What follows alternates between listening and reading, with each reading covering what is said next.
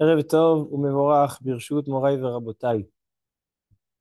Bezrat Hashem Yitbarach, on étudie ce soir la paracha de la semaine Toldot. On va essayer de la rattacher avec le mois de Kislev qui arrive tout proche, le mois de la fête de Hanouka. On va parler un petit peu des Grecs, des Yévanim, et essayer de faire le rapport avec la paracha. On va voir ce soir que l'Empire grec puise sa force et il a un lien très fort avec Esav, malgré que ce n'est pas son descendant, parce que les Grecs, ils viennent de Yéphet, dans les trois fils de Noach, Shem, Ham et Yéphet. Yéphet, c'est l'ascendant des Grecs. Et Esav, c'est un descendant de Shem, un sémite. Vous connaissez ce terme. Alors, donc, quel rapport entre Esav et Yavan? On va voir dans Rashi, dans la paracha, que Rashi nous dit que il y a eu l'histoire avec les brachot, les bénédictions, que Yaakov a volé les bénédictions de son père à Esav. Et après, quand Esav il est venu, alors Yitzhak, il lui a quand même fait une bracha. Et qu'est-ce qu'il lui a fait comme bracha? Il lui a dit, je te donnerai mishmane haaretz. Je te donnerai toutes les merveilles de la terre. Demande là-bas les Mefarshim, mais il a déjà donné ça à Yaakov. Il a déjà eu la bracha, mishmane haaretz, veiten lecha Elokim. Alors, donc, c'est quoi Mishmane Haaretz? Dit Rashi, c'est Italia shel Yavan. C'est donc l'empire grec. Qu'est-ce que ça répond à la question? On ne sait pas. Quel rapport entre Esav et les Grecs? On ne sait pas. Donc, ça sera dans ta chaîne notre thème. On verra aussi une Gemara. La Gemara dans Masechet Shabbat, page 56, et ainsi dans la Gemara Masechet Sanhedrin, page 21. Une même Gemara qui se répète. La Gemara nous raconte au sujet de Shlomo HaMelech, qui s'est marié avec beaucoup de femmes, n'est-ce pas? Maintenant, la Torah demande au roi de ne pas se marier avec beaucoup de femmes, de peur que les femmes vont lui tourner l'esprit, vont un petit peu le dévier. Et Shlomo HaMelech, il a dit non, moi je me marierai, je resterai tzaddik. Et attention, la Gemara dit dans Shabbat, Kol haomer Shlomo hata eno ela to'eh. On n'a pas le droit de dire qu'il a fauté. C'est une des raisons pour lesquelles j'ouvre une parenthèse. Le Rav Shach alav Shalom, ainsi que les grands rabbinim lituaniens, quand ils ont fondé le monde des yeshivot, ils ont dit que les bnei yeshivot n'étudient pas le Tanakh. Le Tanakh, par exemple, le Nach, la Torah, il étudie, parce que c'est la parashat de Shavua, mais les Nevi'im, les prophètes et les Ketuvim, ils n'étudient pas. Après, quand ils grandiront, ils étudieront. Mais à la yeshiva, on n'a jamais étudié de Navi, les prophètes, etc.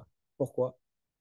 Parce que dans la Gemara, on voit Kol haomer David hata eno ela to'eh, Kol haomer Shlomo hata eno ela to'eh. On voit que nos sages nous expliquent les histoires racontées dans les prophètes d'une autre manière complètement différente de ce qui paraît quand on les lit. Alors donc, pour pas mettre en erreur là, une mauvaise compréhension, une mauvaise image de nos rois et de nos prophètes, alors donc les Chachamim nous demandent de découvrir les prophètes à travers le chasse, à travers le Talmud. Quand on étudie le chasse, alors on rencontre des histoires dans le Navi, etc. Après, là, tu peux ouvrir et tu peux développer. Mais il faut que ce soit toujours cadré par des Chachamim. Je ferme la parenthèse. En tout cas, Shlomo HaMelech, il s'est marié avec la fille de Paro. Et cette fille de Paro a essayé de le tirer à l'idolâtrie. Elle ne l'a pas tiré, mais il a, il n'a pas contesté contre ses propos d'idolâtrie. Et donc sur ça, Akadosh Baruch Hu l'a puni. Et la Gemara nous raconte que, on va voir tout à l'heure la Gemara, qu'un ange, l'ange Gabriel, est descendu dans la mer. Il a pris comme une épée et il a pointé dans la mer et il est devenu un, un kerach, c'est-à-dire un shirton, c'est de la glace, d'accord, de la glace, comme une île en glace. Et de là est fondé le Krach Shel Romi. Krach Shel Romi. De là vient l'empire de Édom. Et la Gemara continue que Yerovam, c'était aussi un des rois de la descendance de David. Il a lui aussi fauté. Et donc, un ange est descendu et il a planté une épée. De là est devenu Italia Shel Yavan. Donc, le même Italia Shel Yavan qu'on voit avec Shlomo et Yerovam, on le retrouve ici avec Esav, quel rapport entre Esav, Shlomo HaMelech, et Italia chez Yavan. Donc, on voit vraiment il y a un rapport entre notre paracha et le mois de Kislev. Et essayer de comprendre aussi pourquoi hein, l'histoire de Hanouka avec les Grecs s'est passée au mois de Kislev. On sait que le mois de Kislev, qui va avoir Rosh Chodesh, Motzei Shabbat, on sait que son mazal, son signe euh, dans les astres, c'est le Keshet. Keshet, c'est l'arc-en-ciel. L'arc, Keshet. Pourquoi, quel rapport entre l'arc et l'histoire de Hanouka avec les Grecs? Peut-être un indice, la Torah nous dit que les Juifs, quand ils gagnent Becharbi ou Bekashti. Kashti, l'arc, c'est aussi un instrument de guerre. On fait la guerre avec les épées et les arcs, Becharbi ou Bekashti. Et là-bas, le Targum Unkelos, bien connu, il dit c'est quoi Becharbi ou Bekashti? C'est quoi l'épée et l'arc des Juifs? Betzloti ou Bebaouti, mes prières et mes demandes. C'est-à-dire que l'arc est traduit par prière et demande. C'est-à-dire que le siman, c'est-à-dire le mazal, l'emprise de l'astre qu'il y a sur le mois de qui se lève, c'est l'astre de Keshet qui correspond à la prière. On verra Bezrat Hashem. Ce Inyan essaie de rattacher tout ça de Siyata Dishmaya. Donc, je vous ai donné plusieurs indices aujourd'hui, d'accord? J'ai ouvert le shiur avec plein de belles phrases. Et maintenant, on commence doucement, doucement. Parashat Hashavua, hein, Parashat Toldot. Notre parasha contient 4 chapitres, depuis le 25e au 28e chapitre du Chumash Bereshit. Ve'ele toledot Yitzhak ben Abraham, Abraham olid et Yitzhak. Donc, il y a la naissance de Yitzhak. Vehi Yitzhak ben Arbaim shana bekarto et Rivka. Yitzhak, à l'âge de 40 ans, s'est marié avec Rivka. Ils n'ont pas d'enfants. Il prie. Kadosh Baruch Hu écoute la prière de Yitzhak et pas celle de Rivka, étant donné que Yitzhak était tzaddik, fils de tzaddik, Rivka était tzaddika, fils de Racha. Et elle tombe enceinte de jumeaux, Yaakov et Esav. Et voilà que la grossesse ne se déroule pas de la plus belle manière. Dès qu'elle passe à côté d'une synagogue, il y a Yaakov qui veut sortir. Dès qu'elle passe à côté d'une église, c'est Esav qui veut sortir. Après la naissance, et c'est intéressant, les enfants vont grandir exactement comme c'était dans le ventre de leur mère. Esav, déjà, quand il sort Admoni. En général, Admoni, les gens, ils ont l'habitude de traduire Admoni par rouquin. C'est pas vrai. Rouquin, c'est mignon. Esav, il n'était pas mignon quand il est sorti. Il était Admoni. Admoni, ça vient du langage de Adom. Il était rouge. Pourquoi il était rouge, Esav, quand il est sorti? Dit le Midrash, qu'Esav était tellement ancré dans le mal, c'est que quand il était dans le ventre de sa mère, il voulait abîmer, il voulait blesser l'utérus de sa mère. Et donc, il a blessé, et donc, il était rempli de sang. C'est pour ça qu'il est sorti tout rouge, rempli de sang, et c'est ça le Admoni. Et donc, il était tout fait, etc. On voyait que c'était vraiment quelqu'un qui était très, très matériel, très, très bas. Par contre, Yaakov, Yaakov Ishhalak, Yaakov, il était tout lisse. Pourquoi je vous raconte tout ça? Parce que c'est ma première question ce soir. Quelle chance on laisse à Esav et quel mérite on donne à Yaakov? Si depuis quand ils étaient dans leur conception, dans le ventre de leur mère, déjà Esav était complètement soumis au mal et Yaakov était un petit ange. Alors pourquoi on va punir Esav? Pourquoi on veut lui dire c'est pas bien ce que tu as fait? Tu as perdu tes droits d'aînesse, tu as perdu tes brachot. C'était échec d'avance. Et il est né méchant. Il était même pas il est né méchant, il a été créé méchant. Et Yaakov, quel mérite on lui donne? Il a été toujours tzaddik. Où il est le libre arbitre? Comment ça marche? Ça, c'est donc ma première question ce soir. Ensuite, la Torah nous raconte l'histoire de la vente des droits d'aînesse comme on connaît bien, avec la soupe aux lentilles. Al-Itenina mina adoma adomazeh. Top. Et après, la Torah arrête cette histoire. Le deuxième chapitre de la paracha, Perek Vav, la Torah coupe cette histoire. On met de côté l'histoire de Yaakov et Esav, on passe à l'histoire de la famine. ויהי רעב בארץ, מלבד הרעב הראשון אשר היה בימי אברהם, וילך יצחק אל אבימלך מלך פלישתים גררה. Il va à Guérar chez les Philistines pour avoir à manger. Et après, dans la Aliyat Shlishi, on voit que Yitzhak se développe là-bas à Guérar chez les Philistines, ויגדל האיש, וילך הלוך וגדל עד כי גדל מאוד, ויהי לו מקנה צאן ובקר, ועבודה רבה, ויקנאו אותו פלישתים. וכל הבארות, écoutez bien, la Torah nous revendique et nous remet en avant l'histoire des Be'erot, les puits. C'est quoi l'histoire des puits? Dit la Torah. וכל הבארות אשר חפרו עבדי אברהם אביו בימי אברהם, סתמום פלישתים וימלאום עפר. La Torah nous dit qu'à ce même endroit, il y a trois patriarches qui ont creusé des puits. Abraham Avinu a creusé des puits et après sont venus les Pélishtim et ont recouvert ces puits. Plutôt bouché. Ils ont bouché ces puits. Après Yitzhak, à son tour, il a creusé et ils ont bouché encore.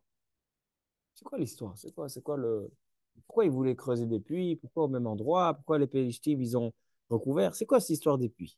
Après, on voit qu'il y a un Yaakov Avinu, lui aussi, il a un contact avec un puits. Quand il va, il y a un Yaakov Avinu chez Lavan, il y a marqué Vayagol et even me'al pi be'er. Lui aussi, il voit, il y a un puits, il n'est pas bouché, il est juste recouvert avec son couvercle et il va ouvrir.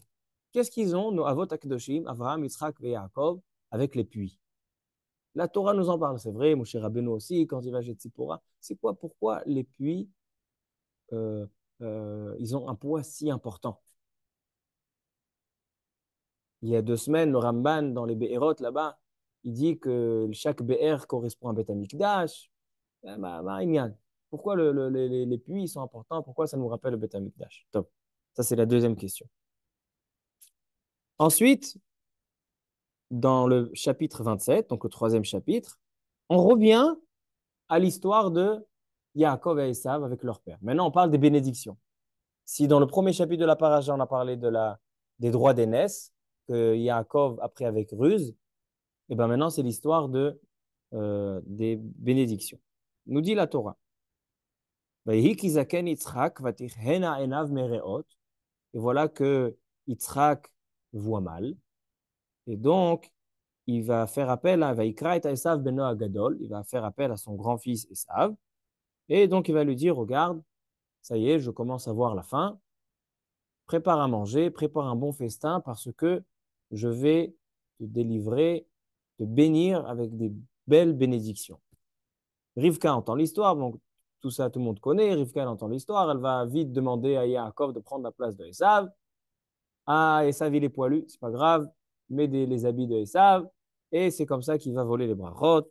Esav, très très en colère. Et quand Esav, il vient, donc bien sûr, dans l'Aliyat Shishi, si cette semaine vous voulez acheter une Aliyah, achetez l'Aliyat Shishi. Dans l'Aliyat Shishi, il est écrit Ve'iten lecha ha'elohim, vital ha'shamayim, mishmaneh ha'aretz, verov dagan vetirosh, ya'avducha ha'amim, vishtachavu lecha leumim. Les bénédictions de Yitzhak et Yaakov Avinu, que Yaakov Avinu a pris par ruse. Mais après, quand Esav vient, lui aussi reçoit des brachot, comme on a dit tout à l'heure. Dans le pasuk Lamed Zayin, Perek Kav Zayin, pasuk Lamed Zayin, suite au pasuk Lamed Vav où il dit Hari kara shemo Yaakov, mon frère s'appelle Yaakov, Yaakeveni, il m'a talonné 2 fois, Ze pa'amay, et bechorati lakach, veine ata lakach birchati, il m'a déjà pris mes droits d'aînesse et maintenant il prend ma bénédiction. Yitzhak vayomer el Esav, en gevir samtiv lach, je l'ai déjà béni. Mais vayomer Esav el aviv, bénis-moi quand même. Et là, dans le pasuk Lamed Tet, c'est le pasuk qui nous intéresse. ויען יצחק אביו ויאמר אליו, הנה משמני הארץ יהיה מושבך ומטל השמיים מעל. Esav, je te donne quand même une bénédiction. C'est quoi la bénédiction? Mishmane haaretz, tu profiteras des merveilles de la terre. Iye moshavecha. Dit Rashi, c'est quoi Mishmane haaretz? Vous voyez Rashi là-bas, la tête. Dit Rashi, zu Italia shel Yavan. C'est pas, il n'a pas fait une bénédiction d'avoir des bons fruits, etc. Il lui a donné Italia shel Yavan, l'empire grec. C'est étonnant. Et comme ça se termine la paracha, qu'après Esav est allé prendre aussi une femme. Puis après, Rivka demande à Yaakov de s'en aller et elle a une prophétie en disant que Esav et Yaakov mourront le même jour. C'est-à-dire que si on voit la naissance de Esav et Yaakov qui sont nés le même jour parce que c'est des frères jumeaux, ils sont morts aussi le même jour parce que lors de l'enterrement de Yaakov, il y a Hushim ben Dan qui est venu et qui a coupé la... Elle dit Rivka, lama eshkal beyom echad. Considère ça un jour. Et il a coupé la tête de Esav, et donc la tête de Esav est aussi enterrée dans Meharat HaMarpela. Alors donc, je résume nos questions. Première question, Yaakov et Esav, c'était une histoire fixée d'avance. Quel reproche on fait à Esav? Quel mérite on donne à Yaakov? Lui, il était rachat depuis la naissance. Lui, il est depuis sa création, et lui, il était tzaddik. Deuxième question, comment ça se fait que Yitzhak aimait plus Esav que Yaakov? Comment ça se fait qu'il avait tel amour? Il ne voit pas. Il ne comprend pas que Esav n'est pas dans le droit chemin. On dit il allait lui demander est-ce qu'on fait le maaser sur le sel? Mais on peut mentir à son père toute une vie. Pourquoi Esav était censé avoir les brachot? Pourquoi Esav est né le premier? Kadosh Baruch Hu aurait pu résoudre toute cette paracha, tous ces problèmes avec Esav, tout l'exil d'Esav que Esav aujourd'hui, il nous persécute. On aurait pu résoudre tout ça si Yaakov était né en premier. Pourquoi Esav est né en premier? Pourquoi c'est censé être lui? Pourquoi Yaakov, quand il sort, il va attraper le talon de Esav? Quand Esav il sort du ventre lors de l'accouchement, Yaakov, il attrape le talon. C'est quoi ça, idéal? Pourquoi après, il va essayer de tout faire pour avoir ses droits d'aînesse? Laisse-le tranquille avec ses droits d'aînesse. Laisse-le tranquille avec ses brachot. Ça, c'est donc notre deuxième question. Troisième question, ce qu'on a présenté au début du shiur, quel est le rapport entre Esav et l'Empire grec et Shlomo HaMelech? Et quatrième question, les Be'erot, les puits. Pourquoi on nous parle beaucoup, beaucoup des puits? Tov, par quoi commencer?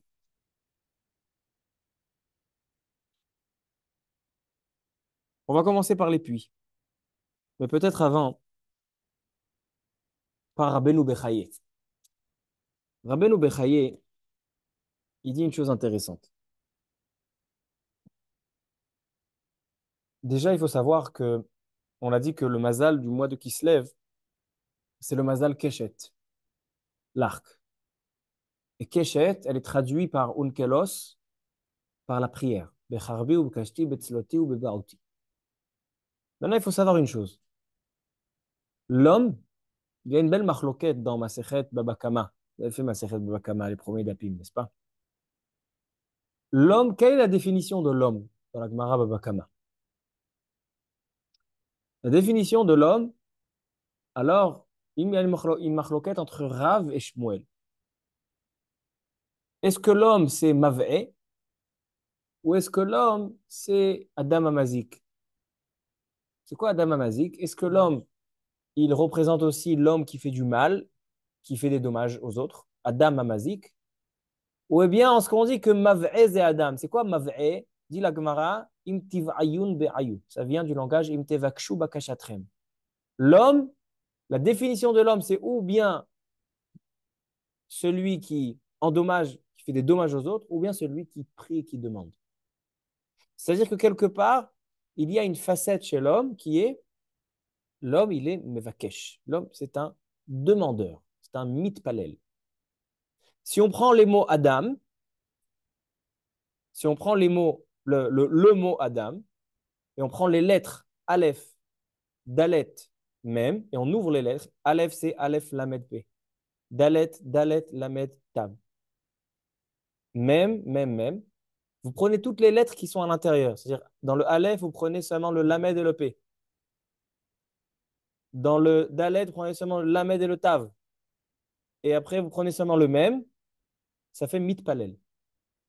C'est-à-dire, l'intérieur de Adam, c'est Mitpalel. Ça, c'est donc dans son intérieur. Dans son extérieur, ça peut être Adam Amazik. Ça peut être celui qui fait des dommages aux autres. Ces deux termes, ces deux facettes, c'est exactement Yaakov et Esav. Yaakov et Esav, ce sont des jumeaux. Il est écrit dans le Chachamim que Yaakov et Esav, ce n'étaient pas des jumeaux dans deux poches. Comme aujourd'hui, la majorité des jumeaux, ce pas des vrais jumeaux. Yaakov et Esav, c'est des vrais jumeaux. Ils ont été créés dans la même poche. Maintenant, c'est en fait, et ils nous disent dans Chachamim, c'est marqué dans le Midrash, que des vrais jumeaux, quand il y en a un qui est content, même si son frère jumeau, il est à des milliers de kilomètres, il ressent aussi cette joie qu'a son frère. Et vice-versa. S'il y a un des frères jumeaux qui est triste, qui n'est pas bien, l'autre aussi n'est pas bien. Il y a des preuves scientifiques que lorsque il y a un des frères jumeaux qui a des problèmes de santé ou que même il est décédé, le frère le ressent. C'est-à-dire qu'en fait, des frères jumeaux, c'est en fait une seule entité. C'est une seule personne divisée en deux. Et donc, Yaakov et Esav, ils sont en fait composants d'un seul homme. Et comme on l'a dit, l'homme, il a deux facettes. Il peut être l'homme où son intérieur, c'est un mitpalel, c'est un mevakesh, c'est quelqu'un qui demande à Hachem, qui s'adresse à Hachem. Mais ça peut être aussi, et ça c'est la facette de Yaakov, mais ça peut être aussi l'homme qui endommage, l'homme qui fait du mal. Ça c'est la facette de Esav. Donc en fait, ça renforce notre question. Si Esav fait partie de Yaakov, pourquoi il a reçu le mauvais tafkid, la mauvaise mission? Alors écoutez bien, Rabotai.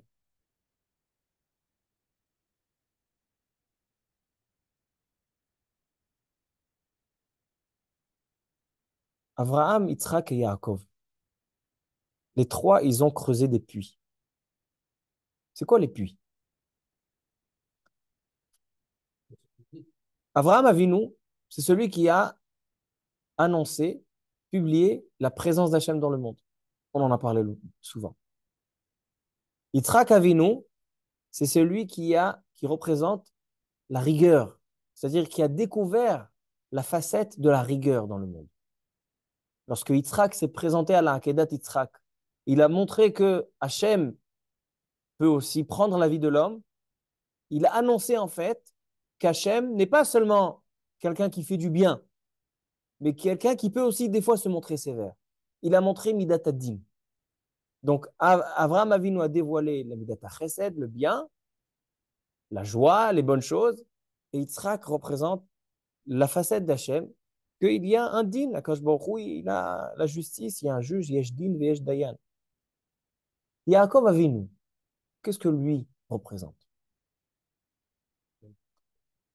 Si on, si on observe la vie de Yaakov, on voit que Yaakov, il a apporté, on sait que Yaakov, c'est le Bechir à Avot.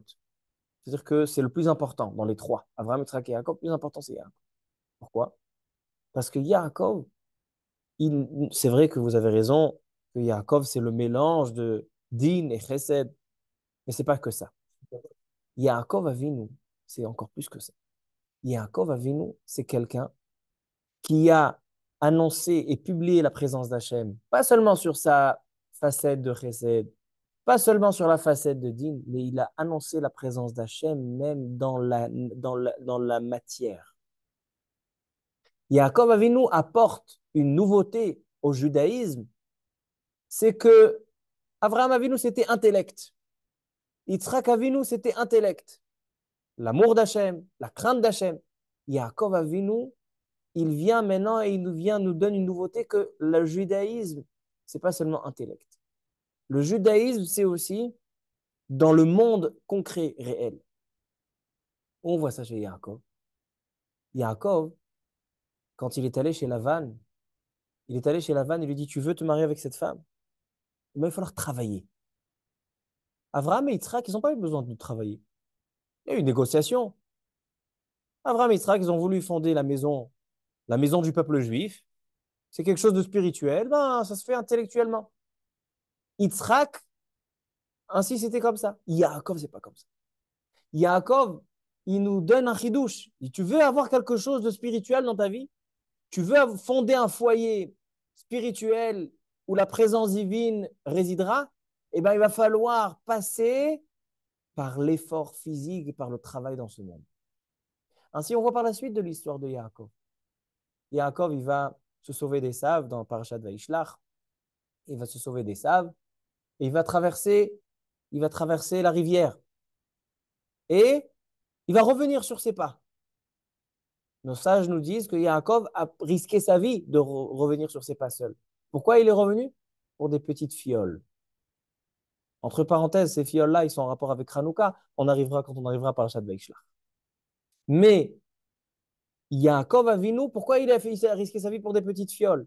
Parce que Yaakov Avinu représente celui qui dit que la spiritualité et la présence d'Hachem dans le monde ne se fait pas seulement par intellectuellement, mais aussi par le matériel, par le physique, par la chomriyut.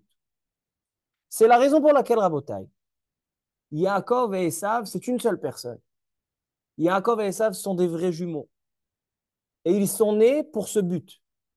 Ils sont nés pour que Yaakov représente le spirituel et Esav représente le matériel. C'est pour ça que pendant la grossesse, Esav était attiré par le matériel, étant donné qu'il n'avait pas encore la Torah, donc c'était un matériel un petit peu qui n'était pas bien, parce qu'il voulait l'arbre d'Azara, il voulait abîmer l'utérus de sa mère, etc., parce que ce n'était pas encore cadré.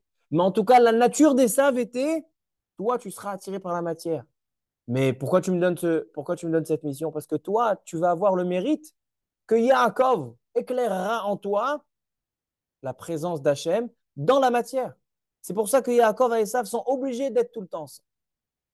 Parce que la mission de Yaakov, c'est de découvrir la présence divine à travers la matière, donc à travers Esav. Yaakov ne peut exister qu'à travers Esav. Sans Esav, il n'y a pas de Yaakov. Maintenant, quand il y a eu la naissance, donc déjà, on répond à la question que ce n'était pas un échec d'avance. Ils étaient censés travailler ensemble.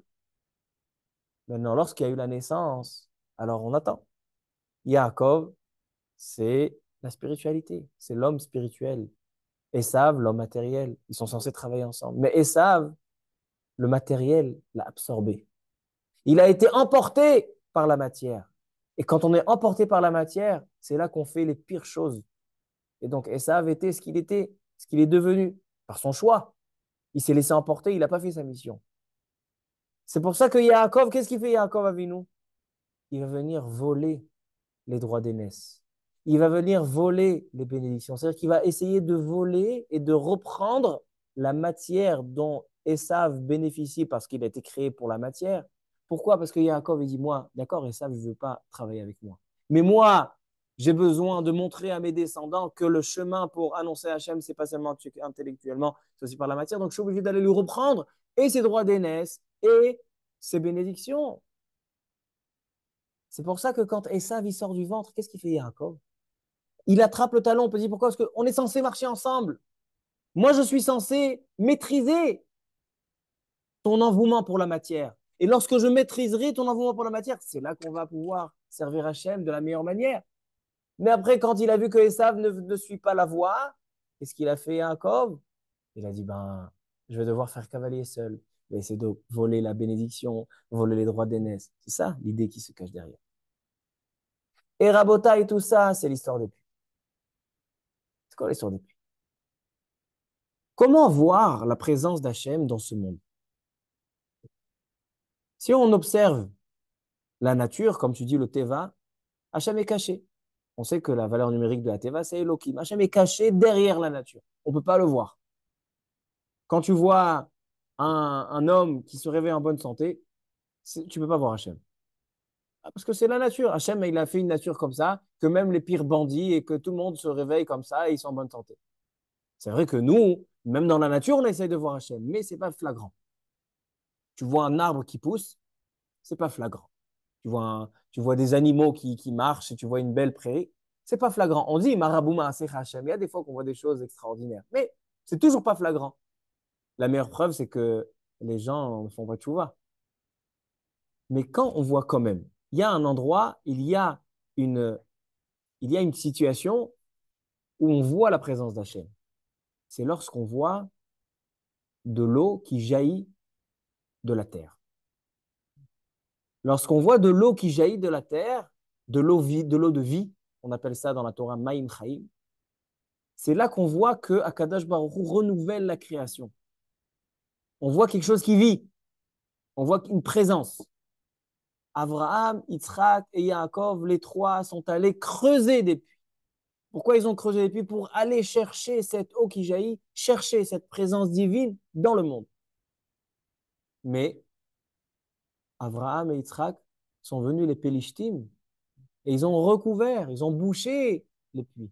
Ils se sont opposés à ce que la présence divine soit visible dans le monde. Jusqu'à qui est venu quand? Jusqu'à qui est venu qui? Yaakov Avinu. Quand Yaakov Avinu, il arrive au Be'er, il arrive au puits, Vayagol et Even, il a retiré la pierre qui recouvrait le puits. Et là, on voyait la présence divine. Et à partir de Yaakov Avinu, on a la capacité de voir Hachem à travers la matière. Et notre service divin n'est pas seulement intellectuel, mais c'est un service qui est aussi matériel.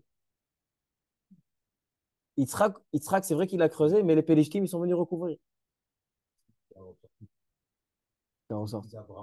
Oui, Abraham et Yitzhak, ils ont creusé, les deux. Yitzhak, il a creusé parce qu'on a recouvert Abraham, mais Yitzhak aussi, c'est mon Pélishtim. Ils ont recouvert ses puits. Le seul qui a découvert le puits, à tout jamais, c'était Yaakov. Maintenant, maintenant qu'on comprend ça, on comprend le lien entre le premier passage de la paracha et le deuxième. Yaakov et Esav, leur histoire, elle est savoir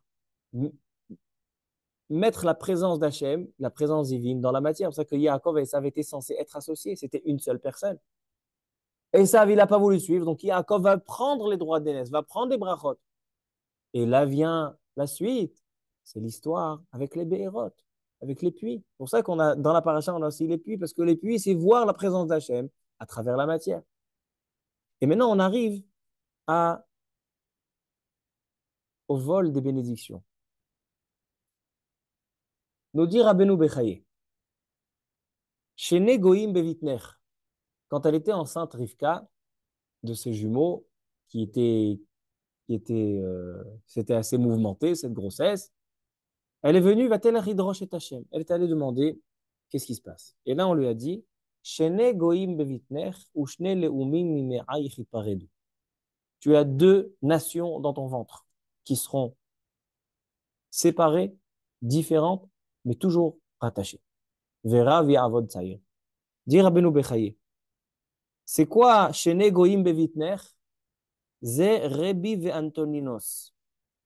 Rebi ve Antoninos était très riche.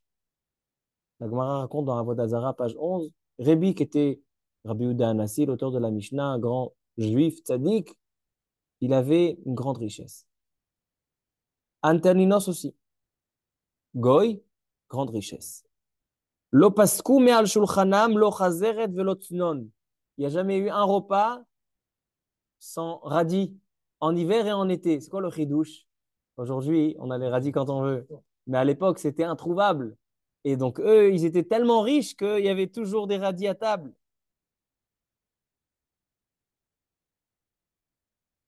Mais la différence entre Rébi et Antoninos, c'est que Rébi, il dit dans Masechet Ktubot, page 104, Rébi, il dit Lo neheneti mina olam hazeh afilu be'etzba ktana. Avec toute la richesse, il était extrêmement riche, Rébi. Il a dit, je n'ai pas profité de ce monde même avec mon petit doigt. C'est-à-dire que quoi? C'est-à-dire que ce qui fait la différence entre Yaakov et Esav, dont les descendants c'est Rébi et Antoninos, c'est que Rébi a profité de toute cette richesse pour l'orienter vers le divin, mais lui-même, il n'a même pas profité à Filoubetz Baktana. Par contre, Antoninos, le Racha Merusha, il a profité seulement pour ses plaisirs et ses désirs, et il n'en a rien fait. C'est ça la définition, la différence entre Yaakov et Esav, entre Rébi et Antoninos. Maintenant, Rabotai. Maintenant qu'on a compris ce conflit entre Yaakov et Esav, pourquoi Yitzhak fait quand même une bracha à Esav? Tu vois que Esav, il était censé être celui qui représente le matériel, mais associé avec le spirituel, avec Yaakov. Il n'a pas voulu. Pourquoi tu lui donnes des brachot? Rabotai, le plus grand cadeau qu'Yitzhak nous fait au peuple juif, c'est de donner des bénédictions à Esav. Vous savez pourquoi? Parce que lorsque Yaakov a vu nous, il dit, moi, je veux m'emparer du matériel afin de faire jaillir la présence d'Hachem à travers ce matériel. Mais si jamais un des descendants de Yaakov Avinu, donc un du peuple juif, aura du matériel, mais il ne fera pas participer la présence d'Hachem dans ce matériel. Il va prendre ce matériel, il va l'utiliser comme Esav, il va l'utiliser comme Antoninos, pas comme Rabbi Yehuda Anassi, pas comme Yaakov. Qu'est-ce qui se passera? Il se passera comme Esav. Ça l'engloutira. Un homme qui a contact avec le matériel beaucoup, on le voit autour de nous. Des gens qui sont trop attachés au matériel, ils n'ont pas assez de Torah, qu'est-ce qui se passe avec eux? Ben, ils coulent. Donc en fait, le matériel, c'est une grande bénédiction, mais c'est aussi un grand danger, un grand risque. Alors il dit à Yitzhak Avinu, maintenant j'ai fait la bracha à Yaakov, je sais que je lui ai fait la bracha à Yaakov, parce que c'est lui maintenant, c'est lui qui va avoir la mission de découvrir Hachem à travers le matériel. Mais si jamais un des descendants de Yaakov ne sera pas à la hauteur de faire participer la présence d'Hachem, qu'est-ce qui se passera avec lui? Il coulera. Alors là, je fais une bracha à Esav. Que dès que Yaakov descend dans la spiritualité, Esav s'empare du matériel, afin que Yaakov restera, certes, sans spiritualité, mais au moins sans matérialité. Parce que la matérialité sans spiritualité, elle le fera descendre davantage. Donc la plus grande bénédiction que le peuple juif peut avoir, c'est que lorsque Am Israël n'est pas dans le droit chemin, eh ben c'est Esav qui prend la matérielle et c'est Esav qui prend le dessus. Vous avez compris maintenant pourquoi on a les deux brachot? Et maintenant, on termine avec le mois de Kislev et Hanouka et les Grecs. Qu'est-ce qu'il lui a donné comme bracha à Esav? Italia Shel Yavan. Pourquoi tu lui donnes cette bracha-là? Nous dit la Gemara. Tu peux me donner, s'il te plaît? Ou ici, là-bas. Gemara Maseret Shabbat.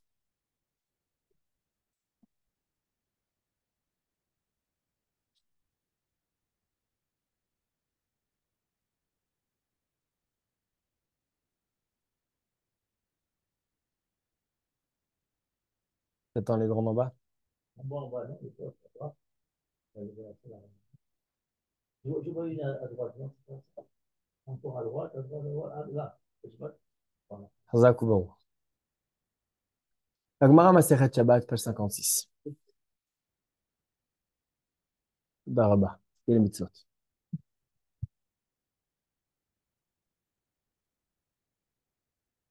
La Gemara dit comme ça. Amar Rav Yehuda Amar Shmuel. Besha'a shenasa Shlomo et bat Paro. Lorsque Shlomo s'est marié avec la fille de Paro, elle a fait rentrer 1000 sortes de musiciens. Et elle lui a dit, c'est comme ça qu'on fait chez nous dans l'idolâtrie. Et Shlomo Amelech n'a pas contesté. Amar Avuda Amar Shmuel Besha'a shenasa Shlomo et bat Paro Yarad Gavriel. Et lorsqu'il s'est marié avec elle, est descendu Gabriel, l'ange Gabriel, et il a pointé une tige dans la mer et monté un glacier, de la glace. Ve'alav nivna krach gadol shel Romi. Et de là, l'empire de Édom, romain, a été créé. Et continue la Gemara et dit Shechnis Yerovam shne egle zahav nivna tsrif vezo Italia shel Yavan. Il vient le Maharal. Il dit c'est quoi Krach shel Romi, Italia shel Yavan. Le Maharal, il dit en fait, c'est tous les mêmes. Édom comprend en lui aussi les Yévanim. Les Édom, c'est la suite des Yévanim. Donc en fait, c'est une seule personne. Pour quel est le rapport entre Esav avec les Grecs, Shlomo Amelech avec les Grecs?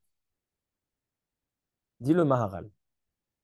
C'est quoi ce glacier dans la mer? On ne peut pas lui donner un terrain, on ne peut pas lui donner un continent. Il dit non. En fait, Yitzhak a fait une bracha à Yaakov, dit le Maharal. Yitzhak a fait une bracha à Yaakov que toute la terre lui appartiendra. Maintenant, Esav, il n'a plus aucune bénédiction. Alors, qu'est-ce que tu veux lui donner? Tu dis Mishmane Haaretz, c'est quoi? On lui dit Italia Shel Yavan. Italia Shel Yavan, sur quoi, où elle a été inventée? Où Rar Shel Romi, où ça a été inventé? En pleine mer. Parce qu'en fait, sur terre, il n'y a plus de place pour eux. Donc, il a fallu faire descendre un ange qui mette une tige dans la mer, de faire un glacier, de lui trouver une place qui n'existait pas avant. Parce que tout ce qui existait avant, c'est pour Yaakov. Maintenant, qu'est-ce qu'il y a avec Yavan? Maintenant, on va comprendre le rapport. C'est ça le rapport entre la paracha avec le mois de Kislev. On a dit que le mois de Kislev, c'est le mazal de l'arc. L'arc, c'est la prière. La prière, c'est l'homme qui demande. Qu'est-ce qu'on demande dans notre prière? La majorité de nos prières sont des demandes de matériel. On demande à Hachem la guérison. On demande une bonne santé. On demande la parnassa. On demande la Géoula. On demande que des choses matérielles. C'est-à-dire que l'homme, sa définition complète, un homme complet, c'est quoi? C'est un homme qui demande à Hachem, Hachem, donne-moi le matériel afin qu'on puisse te voir à travers le matériel, parce que je vais me servir de ce matériel pour te dévoiler dans le monde. Ça, c'est l'homme, le mitpalel. C'est pour ça que le mois où on va faire l'intronisation du Misbéach, Hanouka ta Misbéach, Hanouka, ça vient du langage l'intronisation. Le Misbéach, le Beth Amikdash, c'est quoi? C'est un endroit matériel, limité par des murs, où il y a une présence divine, où on prend des sacrifices qui sont physiques, qui sont matériels, et c'est comme ça qu'on fait le service divin. Sur le Beth Amikdash représente cette union entre le spirituel et le matériel, et qu'à travers le matériel, on retrouve le spirituel. C'est pour ça que le mois de Kislev, c'est le mois propice pour Hanouka. Parce que ça vient à travers l'homme, que l'homme, c'est le mitpalel, c'est celui qui va demander à Hachem d'être présent dans le matériel. Et maintenant, on comprend une chose magnifique. On a dit quel rapport entre Esav et Yavan? Yavan, ça descend de Noach, il avait 3 enfants. Shem, Ham, Yefet. De ces 3 enfants, existe aujourd'hui toute l'humanité. Les Kénaanim descendent de Ham. Les Juifs descendent de Shem. Et d'autres nations, comme Germania, Yavan, descendent de Yefet. Quel rapport entre Esav et Yefet? Et les Grecs qui descendent de Yefet. Écoutez, quelque chose de magnifique. Dit le Shem Ishmuel, avec ça on termine. Le Shem Ishmuel, il dit au nom de son père, le Avnei Nezer. Dans Chanukah, Shana, Tavre, Shaintet. Chanukah, les Grecs ont fait des décrets. Et on a gagné. Et qu'est-ce qu'on a instauré suite à cette victoire? On a instauré une mitzvah liée à la vision, visionner les Nerot. Ner Hanouka, c'est voir Ner Hanouka. Celui qui n'a pas allumé, quand il voit Ner Hanouka, il fait la bracha. Ner Birkat Haroé, c'est la vision, c'est le Aïn, l'œil. Et il y a le remerciement avec le Hallel. On a 2 mitzvot. On a la Hanouka, le Hallel. Le Hallel, c'est avec la bouche. C'est-à-dire que les 2 mitzvot instaurés à Hanouka, c'est l'œil et la bouche. C'est intéressant qu'un Eved Kenaani, un esclave de Kenaan, si jamais il travaille chez un juif et il a été endommagé dans une dent ou dans l'œil, donc c'est encore la bouche et l'œil, il est libéré. Pourquoi? J'explique comme ça. Shem, Ham et Yefet, ils ont une histoire, que cette histoire-là va marquer toute la suite des générations. Voilà que Noach a bu du vin et Ham, il voit la nudité de son père. Il observe et après il va raconter à ses frères. Il a fauté dans 2 choses. Dans la vision et dans la parole. Et donc, on dit que Ham, il a été maudit. Il est maudit à toujours. À tout jamais, il est maudit.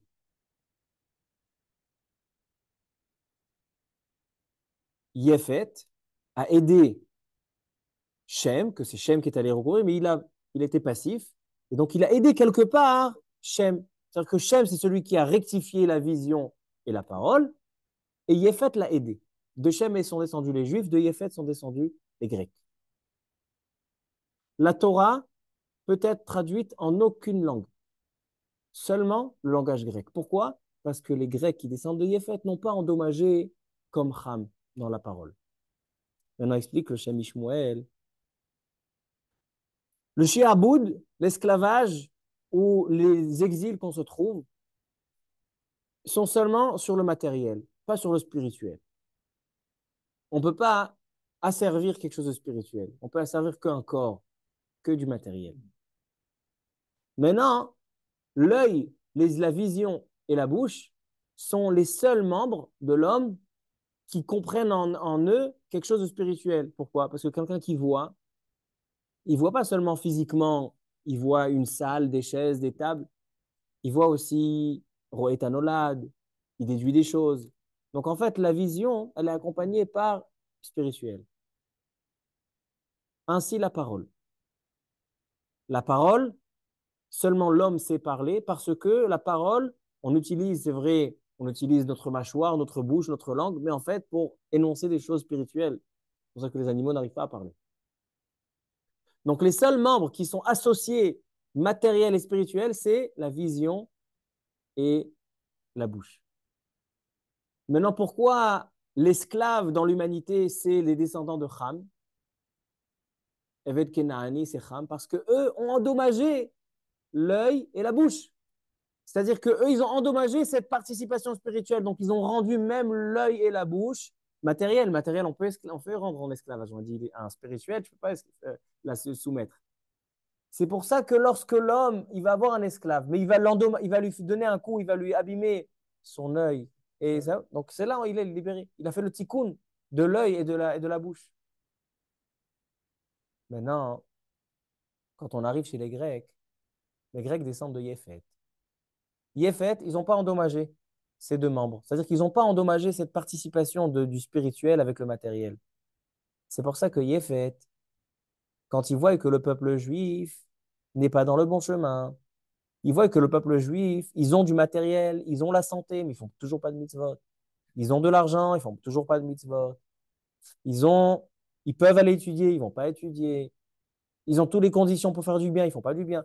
Alors, Yéphet, qui n'a pas endommagé dans cette participation spirituelle matérielle, il va venir s'emparer de la bracha de Am Israël. C'est pour ça que les Yévanim, les Grecs, quand ils sont venus, qu'est-ce qu'ils ont fait comme xérot? Ils ont fait 3 xérot. Shabbat, Mila et Kiddush HaChodesh. Shabbat, c'est un jour dans la semaine qui vient sanctifier la semaine profane. C'est la spiritualité dans la matérielle. La Mila, c'est faire une action spirituelle sur un corps physique. C'est spirituel maintenant. Et Kiddush HaChodesh, fixer les mois, on sait très bien que tout est fixé par les mois. C'est-à-dire que même quelqu'un, est-ce qu'il devient grand ou il ne devient pas grand, il a 13 ans, il n'a pas 13 ans, ça dépend du Beddin. Et ce qu'ils ont fixé, c'est la force, le pouvoir des Chachamim sur le temps, le pouvoir des Chachamim sur la création. C'est qu'ils sont allés, les Grecs, ils vont toucher quelque chose qui est participation de la spirituelle avec le matériel.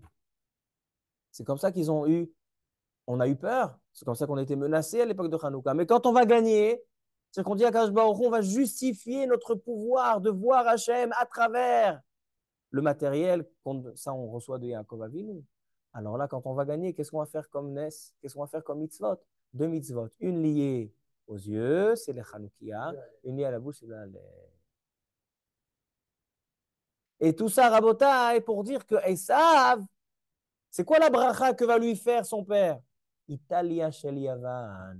Toi, tu vas voir la bracha de Yavan. Yavan, ils ont quand même un attachement entre le spirituel et le matériel. Donc, toi, Esav, lorsque tu vois que ton frère Yaakov ne met pas la présence spirituelle assez dans le matériel, c'est toi qui prends le dessus. C'est toi qui reçois le matériel. C'est ça le rapport entre il y a entre Esav et Yavan. Mais le rapport entre Shlomo Amelech et Yavan, on voit que Shlomo Amelech, quand il était avec la fille de Paro, alors donc c'est là qu'a été créé ceux qui ont détruit le Beth Amikdash. Shlomo, il a construit le Beth Amikdash. Shlomo, il a construit le Beth Amikdash, l'endroit, on a dit, qui est le point de connexion entre la spiritualité et le matériel, n'est-ce pas? Maintenant, Shlomo Amelech, c'est celui qui représente la royauté du monde où il avait tout, la richesse extraordinaire. Pourquoi qui était soumis à Hachem? Mais lorsque ce matériel était un petit peu dévié, il n'était pas complètement dans le droit chemin, qu'est-ce qui va naître tout de suite? Ceux qui vont détruire le Beth Amikdash. C'est là qu'est né Krach Shel Romi, Edom et Yavan qui ont détruit le Beth Amikdash. Donc l'enjeu. Depuis la naissance de Yaakov et Esav, à travers Shlomo Amelech avec la naissance de Romi et Italia Shel Yavan, jusqu'à la Géoula, où Ve'alu Moshim Lishpot et Esav, on va reprendre le pouvoir de Esav, le conflit il est là. Est-ce qu'on met la présence d'Hachem suffisamment, non seulement dans l'intellect, mais aussi dans tout le matériel qui nous entoure, ou pas? Si oui, Esav n'aura pas d'emprise. Mais sinon, Esav a de l'emprise, parce que Esav, qui est la même entité que Yaakov, le vrai jumeau, celui qui va mourir le même jour. C'est pour ça que qu'est-ce qu'on va enterrer à Merat Marpella? On va faire la séparation entre la tête de Esav et le corps de Esav, entre le spirituel et le matériel. Parce que Esav, à la base, il fait partie de nous, des vrais jumeaux. Quand tu grattes la tête à l'un, l'autre il le sent. Mais comme Esav a choisi que son corps l'emportera et non pas sa tête, donc, Yaakov, il est venu, il a volé tout ça pour pouvoir voir Hachem à travers. Mais la tête de Esav, on la garde. Et donc, c'est ça le lien entre le mois de Kislev, le mois du Mitpalel, le Keshet qui est le Mitpalel, et c'est ça le Bet Amikdash. Bet Amikdash, c'est l'endroit de la Avoda, l'endroit de la Tfila, l'endroit où on fait le lien entre l'homme et entre le spirituel et le matériel. Et c'est ça le rapport entre Esav, Shlomo Amelech et Yavan. Donc voilà ce que je voulais expliquer ce soir, afin de comprendre que, en fait, cette histoire, cette naissance de Yaakov et Esav, ces brachot et ces droits d'aînesse, c'est pas une question de deux peuples qui se disputent, qui sait qui va avoir. En fait, ces deux peuples, et ce qu'on se trouve aujourd'hui, c'est une seule entité. Sauf qu'il y en a un qu'à la base, il a dévié. Le but, il était, Yaakov avait nous le chidouche qu'il voulait apporter dans le judaïsme, c'est non pas seulement voir Hachem dans l'intellect, comme on fait Abraham et Israël, mais aussi le voir à travers le matériel. C'est pour ça qu'on voit qu'il a travaillé pour des années, il a travaillé pour avoir Rachel. On a vu qu'après, il était Chazar al-Pachim Ktanim, qu'entre parenthèses, les Pachim Ktanim, c'est les fioles de Hanouka. Parce que Yaakov Avinu, il dit, à travers le matériel, tu vois l'Hachem. C'est ça les fioles de Hanouka. On peut voir, c'est quoi cette vision, c'est quoi ce nerf qu'on allume, c'est voir. Mais atmina or dochet achosher, c'est ça qu'on éclaire l'obscurité. Et c'est pour ça que vous savez que Yaakov Avinu, c'est quand ça Iloula, son enterrement c'était à Sukkot, à Hanouka, parce qu'il est niftar à Sukkot, il va y avoir Yaakov Sukkota. Et 70 jours plus tard, c'est l'enterrement, c'était à Hanouka. C'est pour ça que le Tsirouf, vous savez que chaque mois, il a des lettres, il a des psukim. Le Tsirouf du mois de Kislev, c'est la ptira de Yaakov Avinu. Parce que Yaakov Avinu, il a un rapport avec Esav, parce que Yaakov, c'est voir Hachem à travers le matériel. C'est les Grecs, c'est l'enjeu entre nous et les Grecs. C'est ça la fête de Hanouka. Et c'est ça l'intronisation du Beth Amikdash, qui est le matériel, le spirituel dans le matériel. Baruch Adonai Leolam. Amen ve Amen.